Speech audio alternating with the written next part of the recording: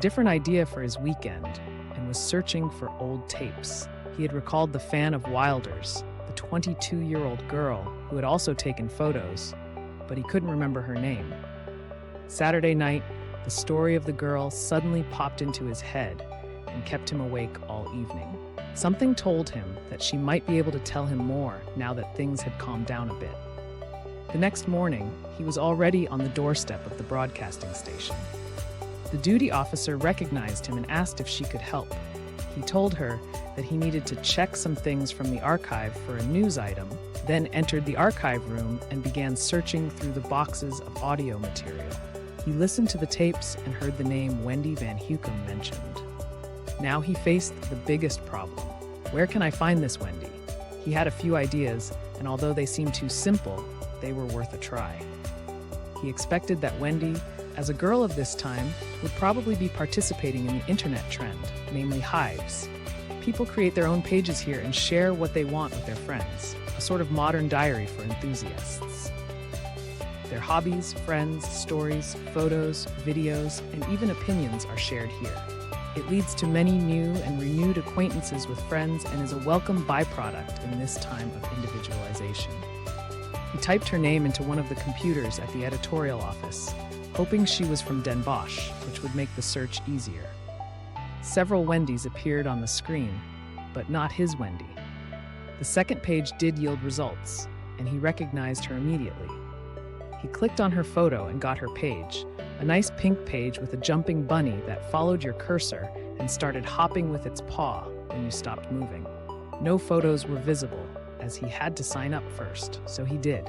He typed a private message after asking her if she was doing well, stating that he would like to speak with her regarding the photos taken on that tragic day. He added that it could be crucial.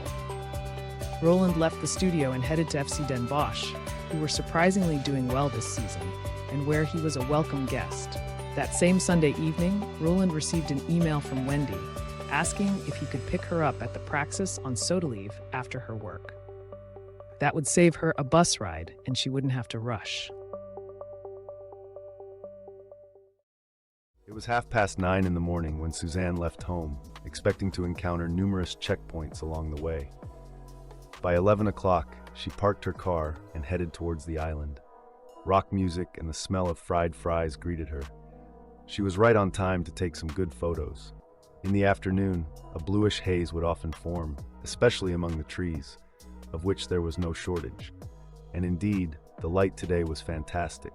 A radiant blue, lightly clouded sky gave the climbing wall the appearance of a colossal mountain wall somewhere abroad. The wall intrigued her, and she couldn't wait to take on the challenge of climbing it. It even slightly excited her, but Stephen was unavailable today due to an important matter, as were Frank and Tom. "Is everything ready?" the man on the other end of the line asked. "Yes, we've instructed all the agents well. They're already at the location waiting for the go signal." "You have a go," the man with the gruff voice said, "and for God's sake, show us once and for all what we've trained you for all these years." "Understood, Commander. Over and out." Frank prepared to meet his appointment with Everett Willink. He parked his car in the underground parking lot beneath Albert Heijn, where the old police station used to stand, and continued on foot. Past the beautiful square with a large sculpted bull on it, past the morion under which the cafe was located. He still remembered the cafe that used to be there, De Castel. Had a wonderful time, he thought for a moment. Willink was already there and stood up as Frank approached his table. They greeted each other warmly. Frank sat down and ordered a coffee. "I'll get straight to the point," Everett began. "We're in deep trouble. My clients left a letter at my office, which I was only supposed to open in the event of their death, even in the case of suicide. In this letter, they share the following." He began reading the letter, and Frank couldn't believe what he was hearing. Dear Everett, by the time you read this letter, we are likely already dead, presumably made to look like suicide. This comes as no shock to us because we know the hornet's nest we've gotten ourselves into by dealing with these unbelievers. In late 2003, we were recruited by the AIVD, who threatened to murder family members and carry out various deportations if we didn't cooperate with them. What would you do in such a situation? Naturally, we agreed. We were tasked with infiltrating a group suspected of state terrorism. This group from Tilburg trained in the woods under the guise of a Moroccan sports club. They were led by a light-skinned, good-looking young man, directly related to Osama bin Laden. We were to report everything, often equipped with microphones. After a few months, it became clear that they were planning an attack on a prominent politician. The ever-present Imam Grossveld, a converted Dutchman, stressed to the group that dying for Islam was the most beautiful thing one could experience. When we indicated that this was the limit for us, and we wanted to return to our old lives, I was a roofer. Suddenly, in the middle of the night, we were summoned from our beds by an overwhelming police force. The cell I'm in now is guarded 24 hours a day, the light on day and night. It makes me very depressed, but it is Allah's wish that I am here and likely to die like a chained dog rather than a free, self-defending man. The worst part is that we were used by the AIVD as pawns in a dirty political game. The attack was not carried out by the group, but by Wilder's security personnel and the undercover police from the AIVD. The tortures we had to endure to sign the confessions showed that we were in serious trouble. They broke many things in me, but not my pride. As a terrorist, you have no rights. The local police know nothing, and that makes everything much more realistic. The intention is then to blame the blame on immigrants, thus further inciting hatred and fear among the Dutch population, and thereby creating a platform for a global holy war. The Armageddon. I hope our older brother David survives and that these crimes against humanity are finally exposed and punished. Only Allah knows the answer to that. Allah Akbar. Who do you report such news to? Who can you still trust? These are the questions that haunt us, leaving us deep in thought, unsure of what lies ahead. Suzanne was fully prepared for her climb and began the challenge after observing the necessary safety precautions and rules. She trusted the safety personnel present and began to enjoy this unexpected opportunity. She focused on what she was doing, entering a kind of trance, a moment of supreme bliss akin to after sex, according to her, one of the most enjoyable things in the world.